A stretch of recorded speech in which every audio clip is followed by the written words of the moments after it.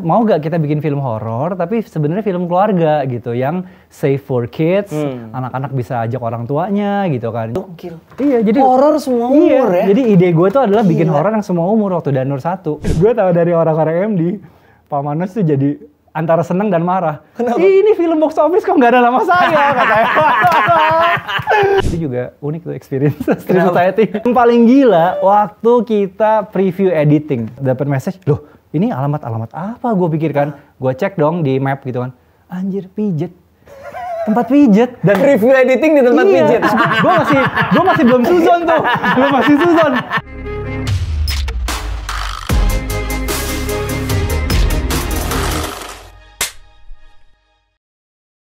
Oke teman-teman, selamat datang kembali di InFrame, sebuah bincang-bincang bersama para pelaku sinema. Dan hari ini kita kedatangan Awi Suryadi. Halo semua. Ini orang misterius sekali ya. Kayaknya kalau lo cari misalnya Eros Prakasa atau Joko Anwar gitu, atau Anggi Umbara gitu, banyak beredar foto-foto dan berita-beritanya di internet. Awi itu sangat tersembunyi. Kenapa sih, Wi? Emang lo tuh nggak seneng tampil apa gimana? Iya, banget. Oh gitu ya? Gue udah borderline anti-social sih sebenarnya. Oh gitu. Iya. Thank you lo udah mau datang ke sini. Oh, of course, my pleasure, my pleasure. I need to get out of the house and talk to somebody else other than my wife actually. Iya, gue bener sih gitu. Maksudnya kalau reporter aja, Mas Awi boleh minta foto gak ya? Soalnya yang di Google fotonya udah dari tahun 2018, 2017 gitu. Segitu jarangnya keluar rumah. Tapi ada efek Kakak Ini Desa Penari membawa lebih banyak spotlight ke hidup lo atau nggak terlalu juga? Well, lebih banyak yang minta wawancara sih, podcast gitu-gitu sih ya. Iya. Sih. Terus ya follower nambah-nambah dikit lah. Cuma ya bener, gue penyendiri sangat enjoy behind the camera, betul. Nggak seneng tampil-tampil gitu. Iya. Sehari-hari ngapain nih kalau lagi nggak syuting nih? Nonton pastinya kan. Udah gitu selama pandemi gue menemukan hobi baru yaitu trading. Jadi gue jagain lilin gitu-gitu. Trading ya? Berarti bukan kripto, saham ya? Kripto sempat awal, tapi akhirnya main panjang aja lah, udah nggak kebaca, susah. Saham sih, saham Indonesia. Masih sampai sekarang? Masih, cuma udah jauh lebih jarang. Maksudnya udah nggak bisa seintens waktu belum syuting, karena kan selama pandemi gue 2 tahun nggak syuting, terus sekarang udah syuting nih. Nah, udah syuting lagi udah jarang. I see. Jadi waktu pandemi kan cita-citanya, I'm gonna write a script again gitu kan. Udah lama nggak nulis script. This gonna be my magnum opus nih. Tanpa permintaan produser gue nulis naskah. Belajar trading nggak nulis tuh naskah. Padahal tadi mau bikin spek script yang nggak ada tuntutan apa-apa. Terakhir nulis kapan? Terakhir kali nulis yang spek script. Iya. Yang spek script terakhir nulis kalau dia Jasmine, gila kan? Dia Jasmine. Iya, film kedua itu. Iya, film kedua. Film kedua kan kalau dia Jasmine. Iya, yang lain udah pesanan produser semua. 2007 kayaknya. 2007 kalau dia Jasmine. 2007 ya.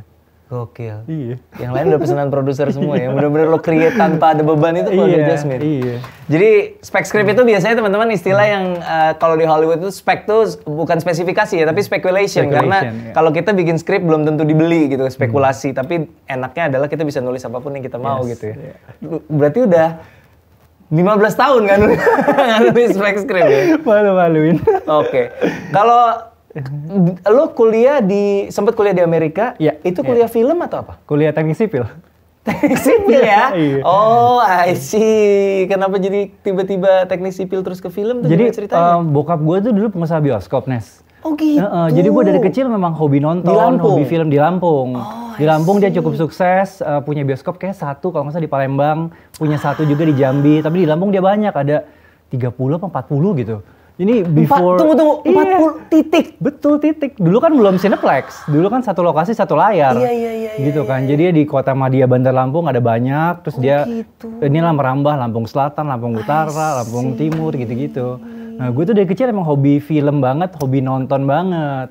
Cuma ya, kita semua tahu lah pengusaha bioskop daerah kan akhirnya satu-satu bangkrut lah ya gitu. Karena kan ya kena apa mungkin kemajuan zaman, kena apa cinema chain. Udah gitu bokap gue sih selalu cerita yang gue inget, beli filmnya tambah mahal, film Indonesia juga tambah jarang. Kalau di daerah kan film Indonesia yang jalan kan. Jadi beli filmnya tambah mahal dan film itu tayang dulu di 21. Jadi penontonnya basically udah diperas lah gitu, udah hampir nggak ada, baru ke second liner gitu kan. Jadi kayak bokap gue merasakan kepahitan lah dia gitu intinya pada industri film. Jadi waktu gue pengen sekolah film ya dia pastinya nggak setuju gitu. Karena dia merasa bagaimana roda industri ini menggilas pebisnis film yang di daerah seperti dia. Jadi kejam lah dia bilang gitu, kejam lah gitu, kayaknya nggak inilah, janganlah gitu. Oke. Gitu Terus sih. apa yang terjadi? Terus ya karena gue pada dasarnya nggak suka ngantor, kerja kantoran, apa ya yang bisa gue di lapangan gitu kan? Udah teknik sipil lah yang gue dan gue enjoy actually. Gue enjoy, gue sekolah cukup oke juga. Jadi ke tahun terakhir gue sempat dapat beasiswa setahun. Terus gue graduate juga magna cum laude. Serius lu? Magna cum laude itu udah dia. Sorry nih, gue kan secara akademis agak gitu ya. Magna sama summa tuh beda. Summa yang paling atas. Summa itu kayaknya 3.9 and above. Kalau magna tuh kayaknya 3.75 atau 3.8 gitu. Gue 3,83 kalau nggak salah. Jadi cum laude, magna cum laude, summa cum laude. Betul. Iya.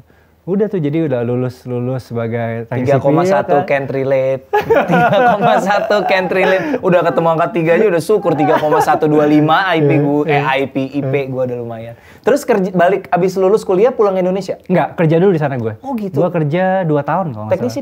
Teknik sipil. Iya. Jadi gue kayak pekerjaan gue tuh company gue di hire sama pemerintah untuk kayak kalau ada daerah baru buka, mereka kan harus bikin planningnya kan, urban planning. Ya jalannya berapa jalur, intersection ini harus ada apa lampu merah apa enggak, gitu-gitu loh. Gue kebetulan waktu itu kerja di bidang traffic engineering, itu bagian dari sipil. Terus apa yang membuat lo balik sini? Film, dude. Jadi gue tuh memang gue ngerasa panggilan jiwa ya. Iya, jadi gue ngerasa mungkin waktu lulus sekolah, oke, gue sekarang kerja, punya duit sendiri, gue kali ini mau sekolah film. Jadi kan udah nggak dibiayain orang tua udah nggak bisa say no lagi. Walaupun tidak merestui. Iya, gue pikir udah gue bayar sendiri deh gitu, gue bayar sendiri, gue mau sekolah film. Tahu-tahu gue karena kerja sambil iseng-iseng nulis naskah, gue tambah suka lah gitu, tell a story from via screenplay gitu kan. Terus kenalan sama anak-anak film di sana, orang Taiwan, orang Jepang gitu kan. Sekolah film mereka tuh kayak pelajar di Art Center sekolah top lah di sekolahnya Michael Bay, Tarsim. Gitu-gitu. Di LA itu ya? Di LA. Nah, jadi gue kayak melibatkan diri ke project-project mereka. I see. Udah ngapain tuh? Melibatkan dirinya ngapain? Jadi kan mereka selalu tiap semester ada project kan. Iya. Ya, jadi gue kayak belajar megang kamera, belajar megang sound, boom, belajar editing gitu. Terus gue ya tambah. Dari pertemanan awalnya? Dari pertemanan. Jadi gue punya teman Indonesia, dia sekolah di Art Center, itu sekolah mahal banget, Nes. Iya. Dia graphic design. Nah, teman gue ini salah satu tim yang desain grafisnya 300. Nah jadi dia tuh, wih lu hobi film nih, gue kenalin deh sama anak-anak Art Center, dia bilang gitu kan. Udah tuh gue kenalan, dan waktu itu belum ada anak Indonesia yang ngambil film.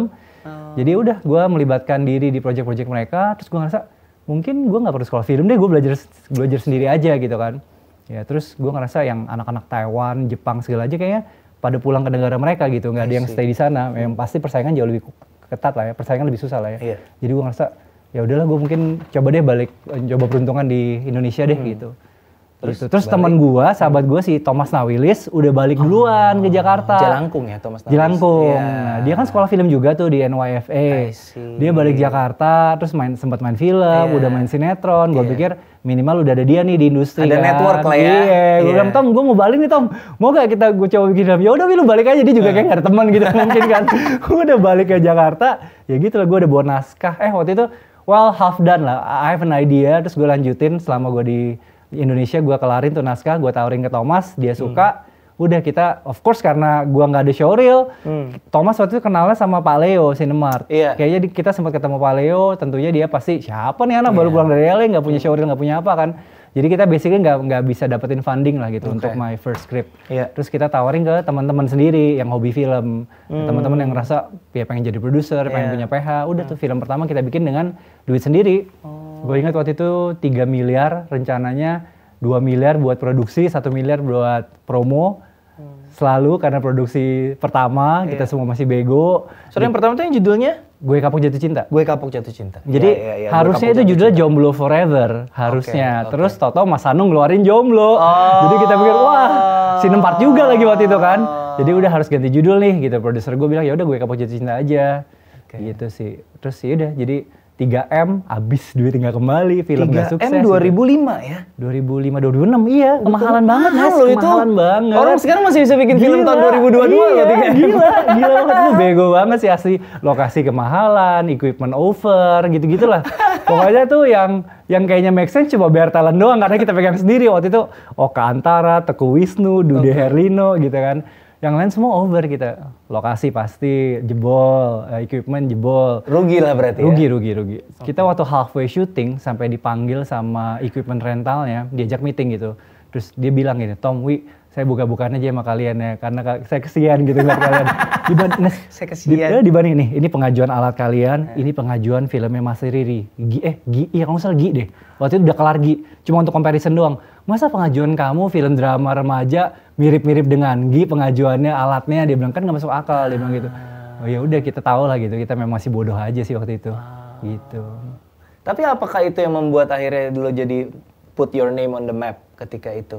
Mungkin ya, karena gue ngerasa itu mungkin jadi sekolah film gue lah ya, sekolah film gue. Terus gue ngerasa this is how you handle professional crew kan. Mereka kan semua memang sekolah film, lulusan IKJ, secara akademis memang orang film kan.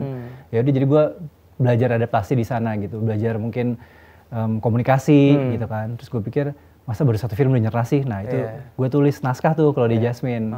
In the meantime, ya gitu kita kan idenya adalah abis film pertama tawaran datang nih Cie. Kirain gitu kan. Harapannya. Yang lucunya Nes, ini memang God works in mysterious ways sih. Lugunya kita tuh film pertama, waktu itu Thomas umur hampir umur 27, gue umur 27 plus.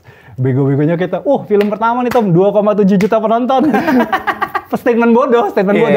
Danur, 10 years later, 2,7 juta, Nes. Gila kan? Gue merinding. Ini jangan-jangan yang gue ucapkan ke universe, cuma datangnya telat 10 tahun kemudian. Gokil. Lu tuh sebenarnya berarti berangkat pertama berarti itu apa, romcom ya? Romcom. Iya, itu favorite genre gue sebenarnya romcom. Iya. Terus kenapa lu jadi tersedot ke pusaran horor? Walaupun gue lihat lu sempat bikin thriller juga, jadi on Facebook juga itu sempat dapat Piala Citra juga ya. Terus sebenarnya emang lu go with the flow aja atau lu kayak udah merancang, gue mau romcom dulu, abis itu gue mau thriller, abis itu gue mau horor gitu? Gue go with the flow ya. Gue ngerasa kayaknya setiap job opportunity kan bisa ngasah skill, ya kan. Udah gitu you get to play around with new equipment, kenalan sama kru, gitu kan. Jadi kayak itu seleksi gue lah gitu. Lama-lama tiap dari satu film ke satu film, kru yang ini gue cocok, kru yang ini gue nggak cocok. Sini, kru ini gue cocok, kru ini nggak cocok gitu. Jadi gue selalu, of course I say no to projects juga gitu. Cuma gue nggak membatasi genre tertentu karena gue pikir with each experience ya gue belajar sesuatu, pasti gue dapet sesuatu gitu. Action pun lu pernah ya? Action gue cuma... Street Society itu action enggak sih, Street Society cuma sebenarnya seperti catatan si boy gitu sebenarnya idenya. Ada actionnya sedikit lah gitu. Iya, balap-balap apa sih? Iya. Gitu. Itu juga unik tuh experience Street Society. Gue tuh juga suka dengan kerjasama dengan PH baru, produser baru, karena gue ngerasa biar industri ini tambah kaya gitu, banyak pemain baru gitu kan. Cuma ya tentunya kadang-kadang ternyata kita ketemu orang-orang yang karena mungkin di mata orang luar tuh industri ini seolah-olah glamor gitu kan. Nah, pastilah kita ketemu-temu produser baru tuh yang memang visinya bukan untuk perfilman nasional, visinya untuk mereka dugem gitu, visinya untuk mereka happy-happy, dan memang nggak butuh duit gitu Nes, nggak butuh duit gitu. Jadi gue inget banget tuh gila, dia tiap kali ke lokasi gue tuh kalau yang adegannya clubbing, banyak cewek-cewek model-model, dia buka botol, kita bikin pusing gue aja gitu basically. Yang paling gila waktu kita preview editing. Preview editing normalnya either di tempat editor atau di PH-nya dong. Iya. Harusnya udah tuh di PH-nya. Tahu-tahu gue dapat BlackBerry waktu itu masih dapat message. Loh, ini alamat apa? Gue pikir kan. Gue cek dong di map gitu kan. Anjir, pijet. Tempat pijet dan review editing di tempat pijet. Terus gue nggak yakin kan. Ini pijet keluarga. Nah, gue masih belum suzon tuh. Gue pikir ini mungkin pijet keluarga kali ya. Mungkin ini salah satu bisnis mereka gitu kan. Gue nggak yakin tuh namanya.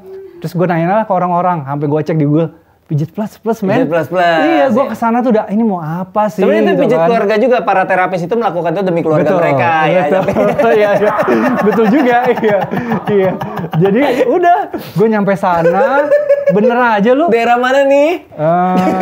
Jakarta Barat. Jakarta Barat. Udah gitu bener aja gue nyampe sana, semuanya udah di kursi refleksi gitu kan. Semua di kursi refleksi, dibijitin satu orang satu cewek. Nontonlah di layar. Ya kita tahu lah layar yang nggak layak, sound system yang nggak layak gitu kan.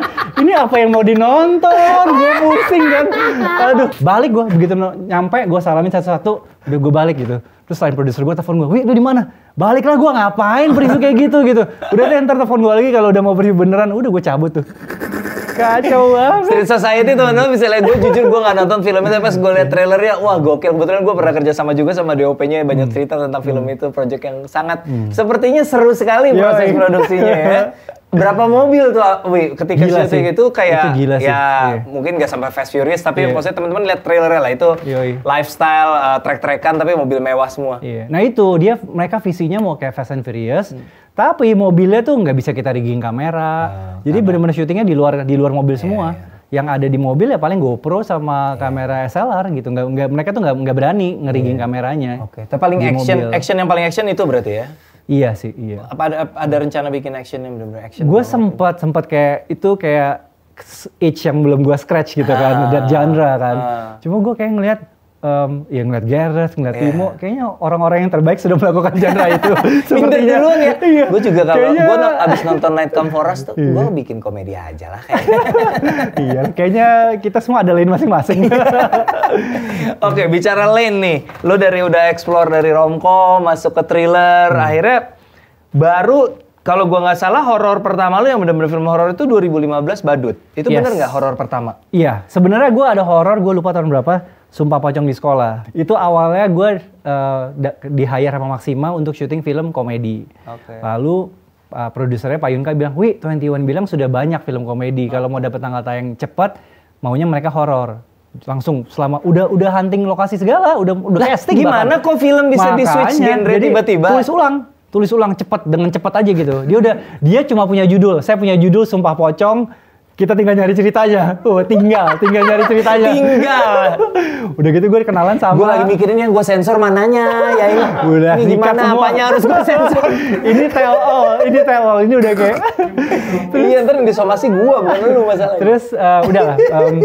Gue meeting lah sama Alim Studio. Di situ gue kenalan sama Alim Studio. Sorry, Pak Yunka tuh Maxima itu ketika sebelum Maxima berarti? Apa enggak, pada saat itu sudah Maxima. Udah Maxima? Kan tadi lu bilang apa ya? Maxima. Abis itu kan dia sekarang udah jadi Max kan, Pak Odi gitu kan. Iya, terus udah selama persiapan kita ganti genre dengan modal judul, kita ketemu penulis Alim waktu itu. Alim Studio dan Pak Yunka ngerasa Alim ini memang penulis cepat lah gitu buat dia. Dan ini memang cukup cepat pada waktu itu. Alim, Anda penulis cepat, bukan penulis bagus. Ingat Alim, Anda penulis cepat. Jadi akhirnya tuh naskah jadi juga, kita syuting. Tahu-tahu selama syuting ada request perubahan lagi. Menurut mereka perubahan kecil. Komedi tayang kan di bioskop kan. Komedinya yang laku-laku tuh Quickie Express. Harus ada kawin kontrak, berbau-bau seks. Wih, kita harus ada adegan-adegan begitunya. Mintalah ditambahin adegan mandi lah segala gitu. Gue marah, Nes. Lu boleh tanya DP ya si Robi. Itu setiap kali adegan mandi bukan gue yang syuting, Pak Odi yang syuting. Gue bilang, oke, ini adegan nggak ada di skrip, pemain aja nggak tahu, saya nggak mau syuting gitu. Udah tuh, jadi ada adegan striptease lah segala gitu. Bukan gue yang syuting, produser yang syuting. Mereka hire striptease segala gitu. Gila sih, itu ya. Again, tapi gue sekarang I'm cool with Pak Yunka sekarang. Abis itu kan gue ngerjain JKT48 kan. Iya, FIFA JKT48. Cuma pada saat itu gue slack tuh gitu. Jadi makanya kayak, tadi lu bilang horor pertama gue Badut, iya sih Badut sih. Karena Sumpah Pocong tuh kayak jadi gado-gado gitu. Jadi awalnya komedi, jadi horor, jadi ada esek-eseknya juga. Ketika gitu. tayang judulnya Sumpah Pocong atau Sumpah Pocong di Sekolah? Sumpah Pocong di Sekolah. Jadi genrenya horor komedi sih jadi. Horor komedi. Tapi ada seksi sedikit. Horor gitu. Komedi dewasa. 17 plus ya? Enggak tahu. Harusnya 17 deh. Harusnya 17 sih. Karena tahun segitu memang lagi waktu itu ketika itu ya. Iya. Oh iya, Pak Yunka juga habis bikin Tali Pocong Perawan kalau nggak salah. Waktu itu 1 juta apa 900 ribu gitu lah. Gitu. Iya. Sempet gue ketika era-era itu gue belum ada di film, jadi lo mengalami itu ya. Yoi banget. Bahkan dirubah tiba-tiba udah mau syuting diubah. Gokil. Itu tanda kutip horor pertama ya, walaupun nggak full horor, tapi yang full horor adalah Badut. Badut 2015. Badut 2015 betul. Badut itu apakah film Badut yang akhirnya membawa lo dipercaya memegang Danur atau? Rasanya sih iya ya, soalnya gue memang di calling ke MD itu gara-gara mereka nonton Badut. Padahal itu bukan film box office ya? Bukan, Cuman iya. memang rame di sosmed, film itu dibicarakan karena serem dan segala macam. Salah satu produser di MD waktu itu Mbak Dian, dia kayaknya memang suka karya-karya gue lah. Dulu dia waktu di PH lain sempat calling gue kayaknya based on Claudia Jasmine. I see. Terus dia di MD karena punya IP Danur ini yang mereka waktu itu masih bingung mau diapain. Terus dia suka Badut, nah gue di calling lah, terus diajak ketemu, wih kira-kira ini buku mau diapain, kamu baca deh gitu. Oke. Nah, memang waktu itu ketika awal, ketika ngobrol, bahkan gue pernah nanya ke Pak Manoj, gue pernah tanya, apa Pak film MD yang Bapak nggak pernah sangka-sangka hasilnya jauh melebihi ekspektasi? Danur jawabannya. Ketika itu memang itu tidak diduga akan jadi film besar. Iya, karena bukunya kan tapi udah bestseller ketika. Tapi gue kira bestseller, tapi waktu itu Lele terakhir kali ngobrol sama gue waktu kita ngobrol di Twitter Space, I think Lele mention bahkan Danur aja sebenarnya secara buku tuh nggak bestseller menurut dia. Cuman dia believe sama materinya. Dan di Bandung memang mungkin kuat lah ininya fanbase-nya Risa. Iya. I see. Jadi bukan buku yang di Gramedia tuh bestseller gitu ya. Kayaknya enggak deh, karena gue sih juga waktu itu nggak familiar dengan bukunya. Cuma gue tertarik banget dengan ceritanya Risa ini gitu. Terus mereka bingung lah, kayaknya mereka udah ketemu 2 director lain sebelumnya, nggak dapet gitu. Terus gue ngerasa ya itu mungkin dendam gue juga terhadap Sumpah Pocong kali ya, karena gue ngerasa horor esek-esek, gue sempat akhirnya dipaksa juga di genre itu gitu kan. Jadi gue pikir ya udah mau gak kita bikin film horor tapi sebenarnya film keluarga gitu yang safe for kids, anak-anak bisa ajak orang tuanya gitu kan. Jadi dan kebetulan Risa juga fansnya kebanyakan anak-anak gitu. Jadi kayaknya gue klop gitu bahwa kita bikin film horor yang anak-anak bisa nonton, nggak ada darah, seremnya juga yang bukan serem banget gimana gitu. Pokoknya 13 apa semua umur sih? Semua umur waktu Danur 1. Gokil. Iya, jadi horor semua umur ya. Jadi ide gue tuh adalah bikin horor yang semua umur waktu Danur 1. Emang udah dikonsep dari awal berarti itu. Dari gue pengennya gitu. Gue pikir udahlah kita reach a wider audience aja. Of course wider audience-nya juga nggak 2,7 juta penonton ya waktu itu ya. Sejujurnya waktu itu Nes, gue kira oke, gue udah punya Prilly begitu, PH besar gitu, MD, meskipun waktu itu Pak Manoj belum terlibat ya. Jadi gue pikir, udahlah 300-500 ribu kayak dapet deh. Gue pada saat itu kan gue belum punya deh film segitu. Mereka sih waktu itu belum zamannya rilis jumlah penonton ya. Katanya sih Asmara Dua Diana sama Sumpah Pocong tuh dapat segituan 500 ribuan. Cuma I never know for sure. Jadi, nah udah gitu udah gue pikir, ada nih film yang berapa ratus ribu penontonnya. Tau-tau hari pertama jam 3 sore gue inget banget udah ditelepon sama MD. Wih datang ke MD ya, Pak Manoj mau ketemu. Hari pertama tayang. Kamis tuh berarti? Iya, hari pertama. Gue inget gue lagi ke kedutaan Australia. Nggak boleh bawa telepon kan ke dalam kan, ngurus visa. Begitu keluar dari kedutaan, wih banyak miss call dari MD, apaan? Ternyata disuruh datang ke MD lah gitu. Pak Manoj mau ketemu, ramai di mana-mana gitu. Gue inget hari pertama itu kita kalau nggak salah cuma dapat 80 layar, Nes. Belum banyak. Waktu itu horor kan belum dikasih layar banyak, nggak seperti sekarang gitu kan. Jadi layarnya masih dikit, di mana-mana kita full house. Hari pertama 83 ribu. Terus ya udah nambah layar terus nambah layar. Dengan 80 layar. Gila. Itu gila banget sih. Okupansinya berapa persen itu? Gila. Dan fun fact lagi nih. Fun fact lagi, gue tahu dari orang-orang MD, Pak Manoj tuh jadi antara seneng dan marah. Kenapa? Ini film box office kok nggak ada nama saya katanya. Aduh, lucu banget. Jadi buat teman-teman nih fun fact-nya MD Pictures memang tidak semua film mendapatkan privilege untuk Manoj Punjabi Production. Itu memang judul-judul tertentu yang doi milih lah. Wah, betul, gitu ya. Betul. Nah, film ini dulu nggak ada. Nggak ada Manoj Punjabi Production, nggak ada. Jadi katanya itu Mas Awi satu lantai dimarahin semua katanya. Terus ini gue nggak tahu bener apa nggak. Mereka bilang ini versi mereka ya. Mereka tuh sempat kepikir mau tarik semua DCP, keluarin DCP baru yang ada nama Pak Manoj. Cuma karena ada resiko bisa kehilangan jam tayang, akhirnya mereka melakukan itu. Gue sempat bosan, actually before KKN tuh, bosan jenuh dengan genre horor. Gue waktu preview Tascam sama Pak Manoj tuh nggak ngerti apa yang gue bikin. Apa yang membuat lo semangat sama thread KKN?